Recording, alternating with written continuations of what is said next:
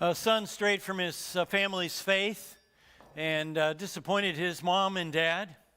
Nevertheless, the father prayed for him faithfully every day. One day, out of the blue, after having made no contact with his parents for months and months, he called. He said, "Dad, I've watched your Christian life all through the years. I've seen how faithful you are.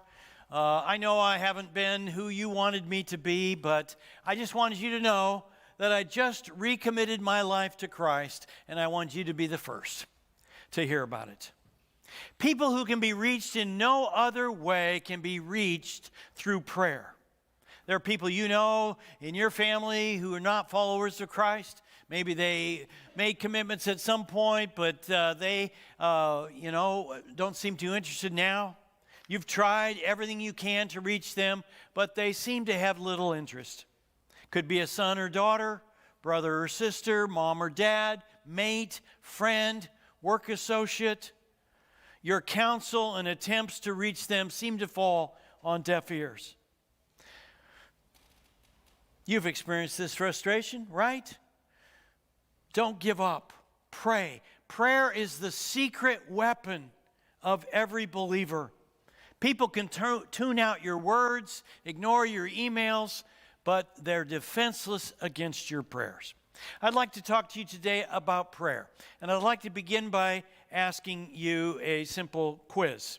Answer yes or no, just to yourself. Are you satisfied, number one, are you satisfied with your prayer life? Yes or no? 2, after you pray, are you confident God will answer your prayer? Yes or no? 3, can you name 5 specific requests you ask God for this week? Yes or no? 4, when someone says to you, "Pray for me," do you? And finally, since effective prayer requires that we know God's promises, could you state 5 or 10 of God's promises? Yes or no? If you answered 3 or more no's, my message is especially for you. This is the third in a series of messages called The Land Between. If you're just joining us, let me catch you up. The people of Israel were delivered by God from slavery in Egypt through many mighty miracles. God promised them the land of Canaan as their inheritance. They traveled through the Sinai to Canaan, but they weren't there yet. They were in the land between Egypt and Canaan. Maybe you're in the land between school and a job, between a bad medical diagnosis and hoping for the best, between a divorce and starting over, between the death of a loved one and regrouping, between the end of one ministry and wondering what you're going to do next. The people of Israel traveled through the Sinai to Canaan, and before they went in to claim the land, God said, "Send 12 leaders in there to spy out the land." Here's what happened. "Send some men to explore the land of Canaan, which I'm giving to the Israelites. See what the land is like, and whether the people who live there are strong or weak, few or many. What kind of land do they live in? Is it good or bad? What kind of towns do they live in? Are they unwalled or fortified?" 40 days later, they bring their report. "We went into the land to which you sent us, and it does flow with milk and honey." In other words, they have lots of crops, and here is its fruit. "But the people who live there are powerful, and the cities are fortified and very large. We even saw descendants of Anak there. We can't attack these people. They are stronger than we are." And they spread among the Israelites a bad report about the land. They said, "The land we explored devours those living in it. All the people we saw there are of great size. We saw the Nephilim there, the descendants of Anak." These are like giants. David fought Goliath. We believe Goliath was 9 feet tall. So these are the descendants. "Come from the Nephilim. We seemed like grasshoppers in our own eyes, and we looked the same to them." 10 of the spies gave a negative report. In spite of all God had done in bringing them out of Egypt, they didn't believe that God could bring them into the land of Canaan. The negative thinking was so abhorrent to God that we read. The Lord said to Moses, "How long will these people treat me with contempt? How long will they refuse to believe in me in spite of all the signs I have performed among them?" Remember, he turned the Nile River into blood. He had a plague of frogs, a plague of flies, plague of darkness. "I will strike them down with a plague and destroy them, but I will make you into a nation greater and stronger than they." At this point, Moses prayed for the people, offering one of the greatest prayers in the Bible. Before we look at the prayer, I want you to see what God responded to Moses. The Lord replied, "I have forgiven them as you asked." God answered Moses' prayer and forgave the people. When you pray, do you feel like your prayers get above the ceiling? Do you have confidence that when you pray, God has heard you and will answer your prayer? Maybe you're not a believer, but you pray. One question I'm asked, probably more frequently than any other, is, why didn't God answer my prayer? Not all prayers are equal. We need to learn how to pray. We learn from Moses how to pray with power. He teaches us how to stand in the gap for people who have strayed from him. The most important thing you can do for people is to pray. But we need to learn how to pray. Do you want to learn how to pray effectively? You can pray with power. Moses shows us 4 of the most important ways to pray with power. There are a lot of great prayers in the Bible, but this one is at the top of the list, certainly in the top 3. First, make requests that bring God honor. When God suggested that he felt like destroying the people and starting over with a new people, here's what Moses prayed. "Then the Egyptians will hear about it. If you kill all these people, by your power, you brought these people up from among them." The Egyptians saw all the things that God did, and they will tell the inhabitants of this land about it. "They have already heard that you, Lord, are with these people, and that you, Lord, have been seen face to face, that your cloud stays over them, and that you go before them in a pillar of cloud by day and the pillar of fire by night." The people of Israel were famous. Everybody heard about what God did in Egypt in bringing them out. Everybody heard about this. Everybody was afraid of them. If you put all these people to death, leaving none alive, the nations who have heard this report about you will say, "The Lord was not able to bring these people into the land, which he promised them on oath, so he slaughtered them in the desert." Moses is saying, "Lord, the Egyptians and the Canaanites," and Canaanites is shorthand for all the other people in the Middle East, "they've all heard about your great power. They're impressed. But if you put all these people to death, all your credit will become zilch. Your honor is at stake, God." They'll get the false impression that you're feeble when you're not able to bring the people in to the land. God, your reputation is at stake. That's powerful praying. Moses wasn't praying for himself, for his glory, his advancement. He was praying for God and his reputation. If you make a request to God and you say, "God, I believe this will bring you credit. This will bring you honor," that's a prayer that's likely to be in God's will and will be answered. When I started as pastor of Sunset Presbyterian Church, before I arrived, there was a non-Christian preschool there, and they had pretty much free run of the building because the church was very small and had no children. And, the church began to grow rapidly, and then there were lots of kids, and so then we began to use all the classrooms. Well, then we had to communicate more with the preschool. They said to us, "Well, we don't like the pictures you put up of Jesus and stuff, so could you take them down before Monday morning. Well, that didn't go over well with our teachers and the leaders of the church, and they began to complain that we were using their stuff, and our people felt like they were stealing our things, and tensions mounted. Eventually, our Sunday school grew so large that it was impossible to continue to have them there. So the board and I voted that they needed to move out by the next fall. Well, when we told them that, all hell broke loose.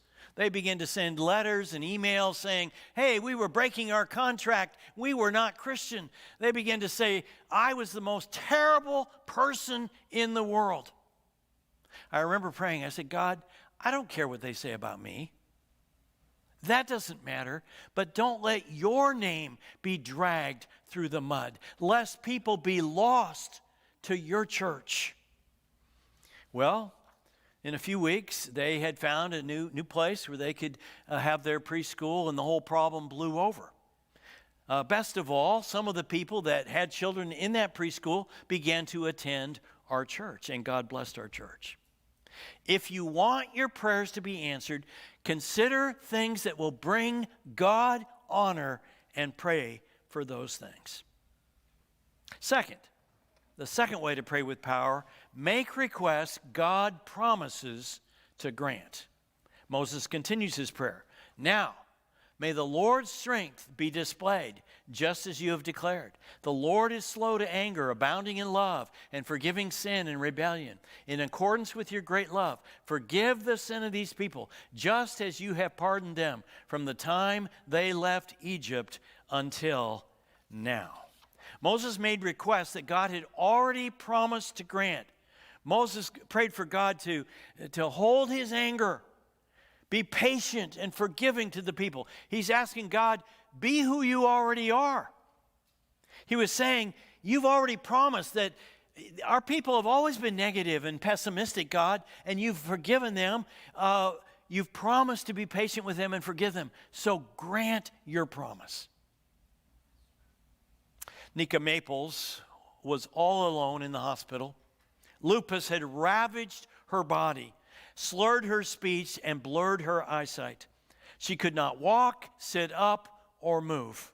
She could eat only the smallest of bites. She breathed in gasps and spurts. Sleep came stubbornly, if at all. The doctors were bewildered. Nika's family was terrified. She was only 20 years old, and her body was shutting down.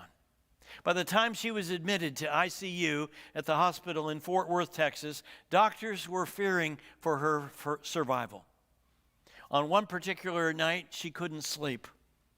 And so she felt like she could sleep if somebody would hold her hand. But she couldn't talk. There's no way for her to ask for comfort. She could tell her mom was already sleeping, hearing her breathing.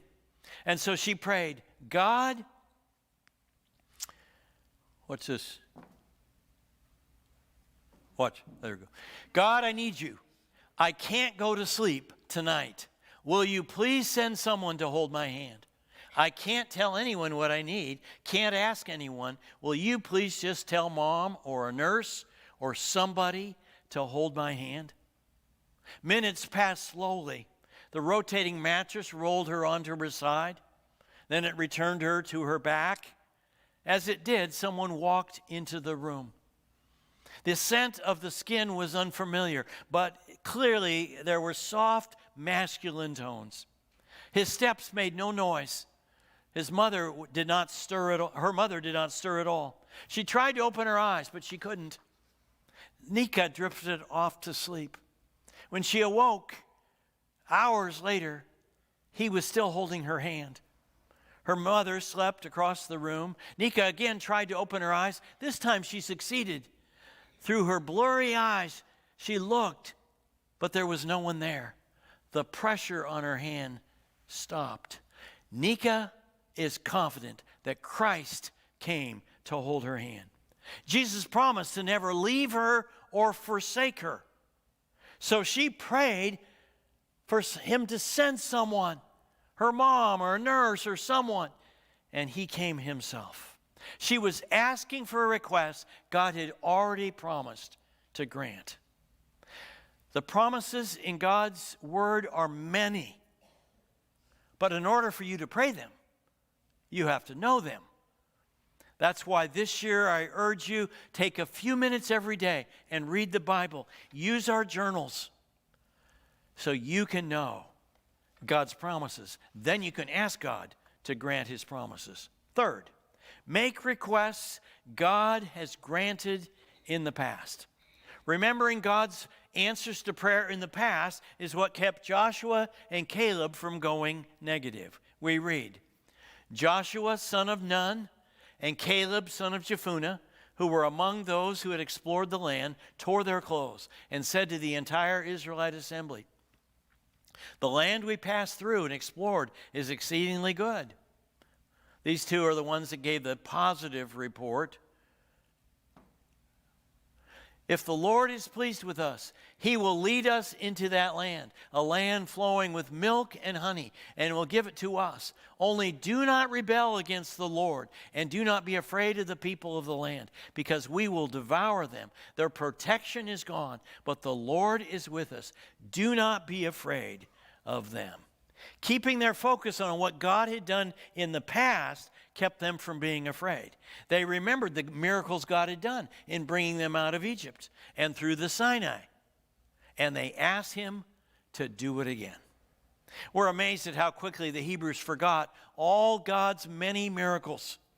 But we're not that different. God will answer some prayer and we're all happy. And then, a few hours later, we're all in a twit about some new problem we face. If you want to live by faith, recall the ways God has been gracious to you in the past and ask him to answer those again. On July 7th, Jory and I flew to London to see our son Luke. We were only off the plane a few hours when we went bike riding. And we were riding in Hyde Park, with hundreds of bikers. And coming the opposite way came a biker. We were crossing an intersection. He was going at least 20 miles an hour, just ran right into Jory. She flew this way, he flew that way. And she couldn't walk on her knee. So we went to the hospital and they say, you've torn your ACL. So we cut short our trip and flew back for her to have surgery. So we got back.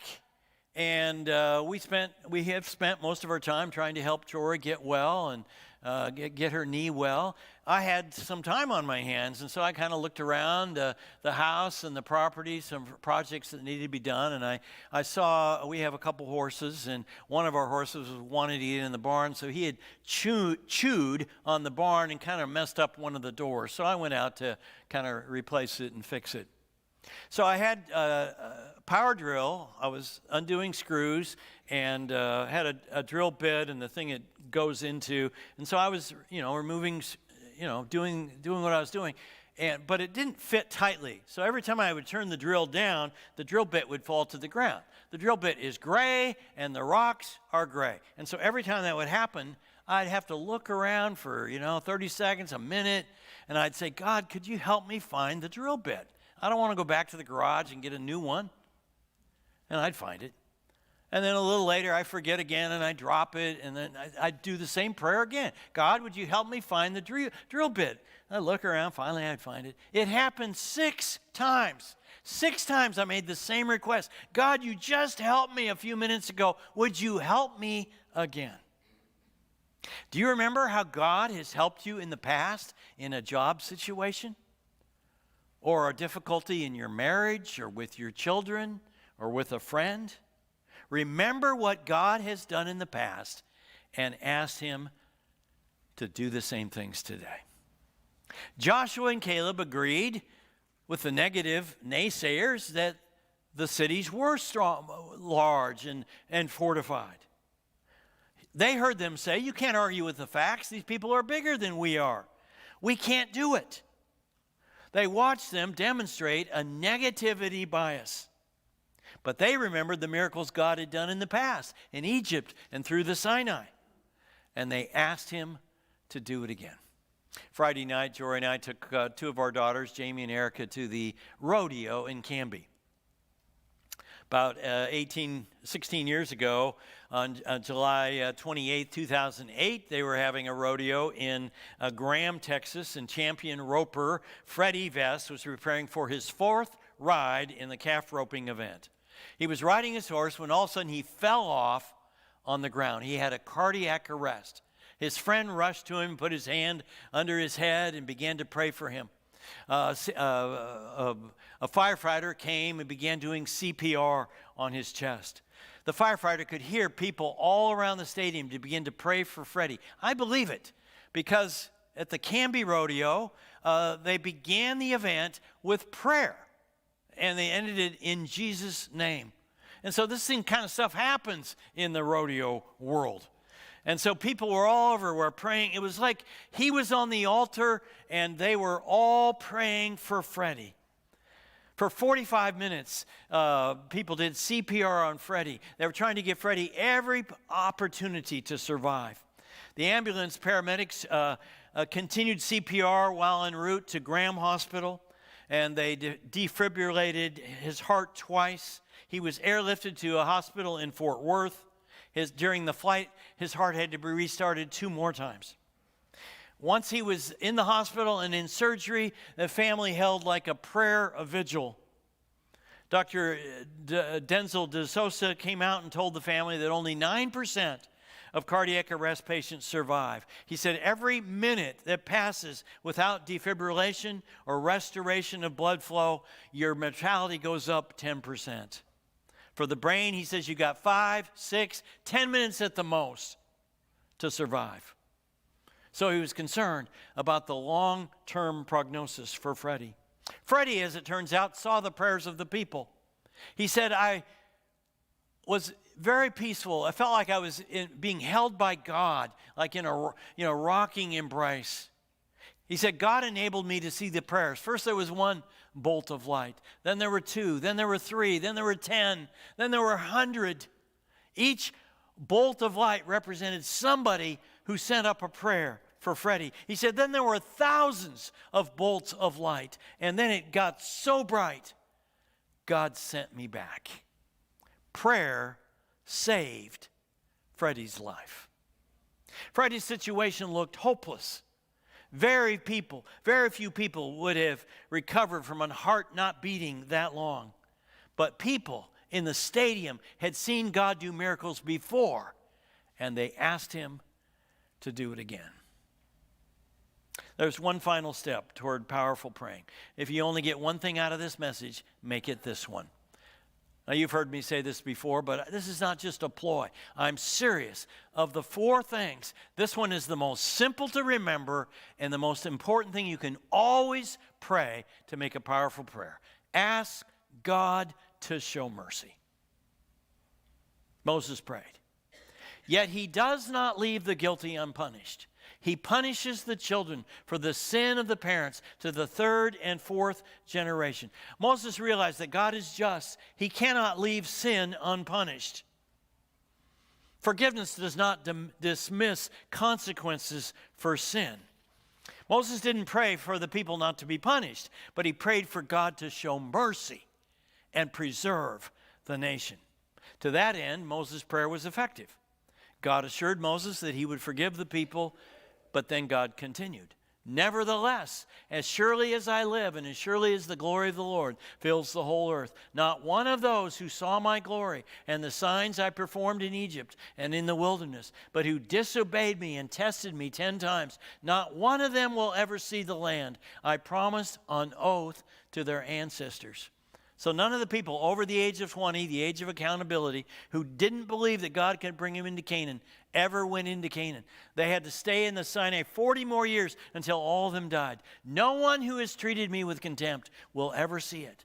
But because my servant Caleb has a different spirit, he was one of the positive reports, and follows me wholeheartedly, I will bring him into the land, and he went to, and his descendants will inherit it.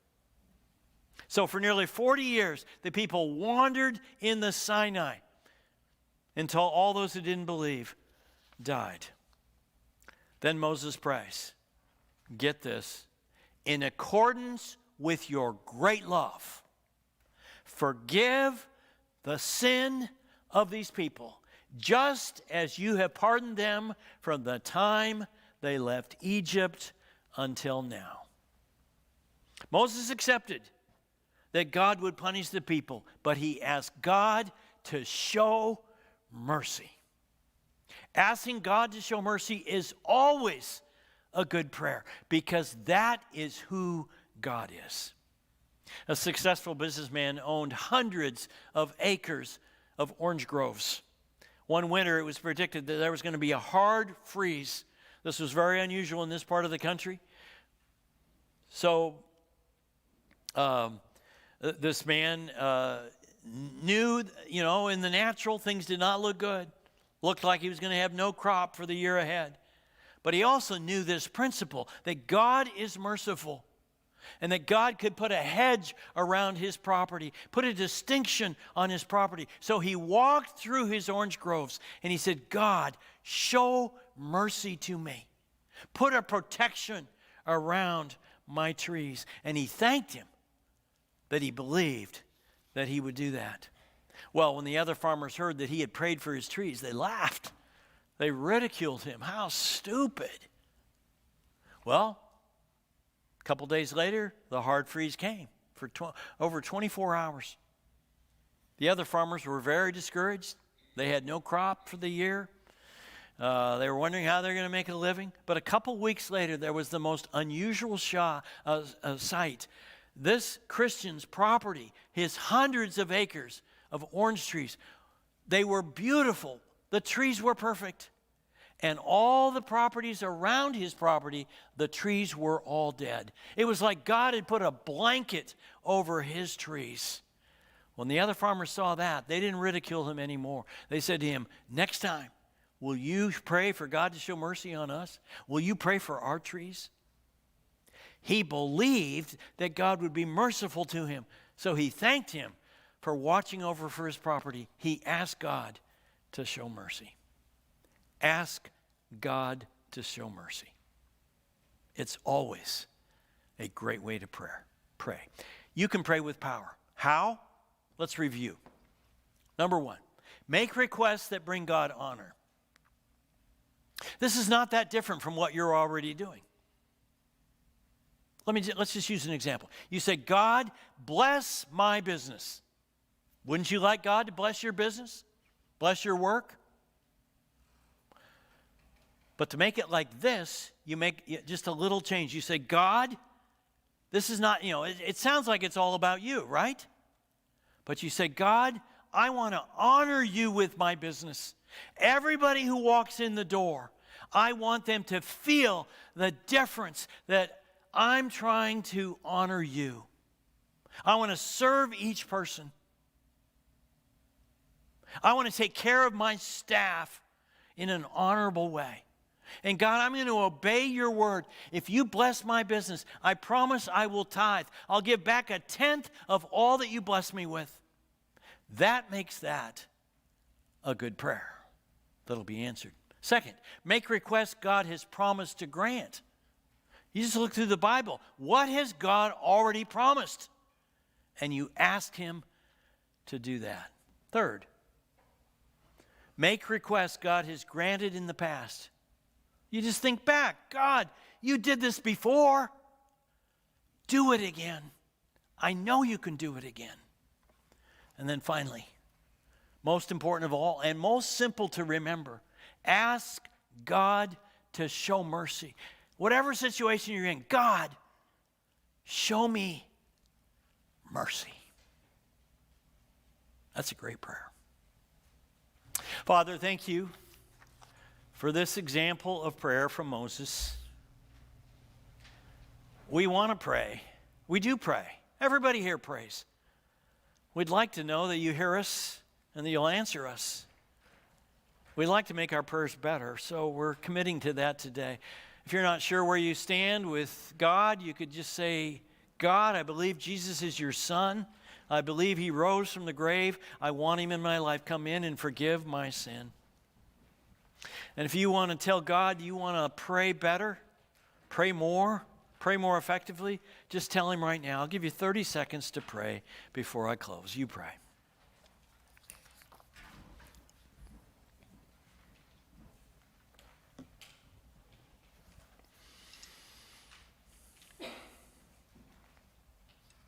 Lord, thank you that you invite us to pray.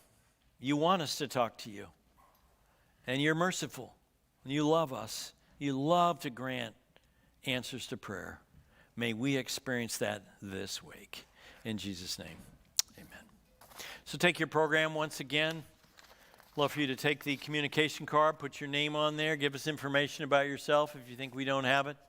And then check any next steps you want to take today. Whenever we hear from the Bible,